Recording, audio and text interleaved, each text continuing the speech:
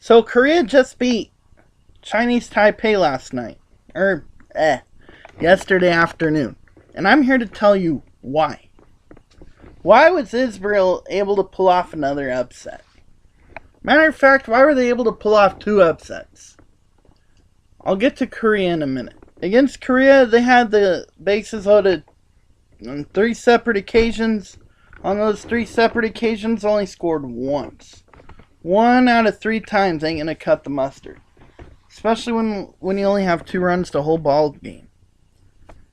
They came up against Chinese Taipei and they handled business.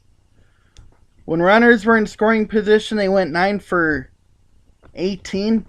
Those are pretty good numbers. It really is.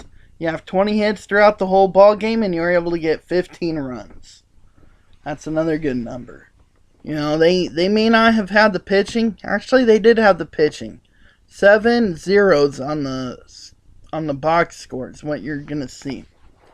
You're going to see a 4 and you're going to see a 3 from Chinese Taipei. Those were their 2 huge innings. But it did not work because Israel jumped out and had bigger innings.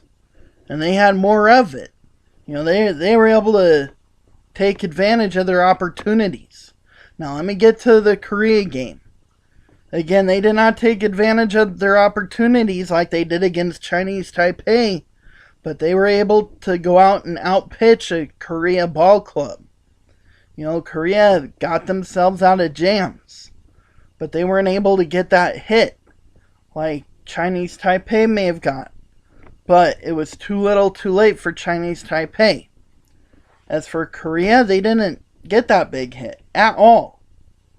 You know, they only had 1 run throughout the whole ball game. So, Israel, you're moving on. You went out and beat teams 3 and 4 in the rankings. And you're 41st in the rankings. That's pretty good. So, Israel's moving on. They got the Netherlands next. But they're moving on to round 2. You should be thrilled if you're an Israel ball club right now. If you're out in Israel, you're thinking the gods right now. You're there. You're probably still thinking them right now. It was exciting to see that. Let me put it that way. It was very exciting.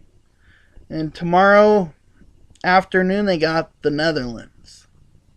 That'll be at 10 p.m. Eastern, 12 o'clock local time out in Korea. Very exciting. Another thing to watch out for in the Classic, Japan should go 3-0 now. They went out and handled business against Cuba. No surprise if they were able to go out and beat Australia and China. As a matter of fact, they should destroy those teams on paper. But China, I don't know, something about China that I like.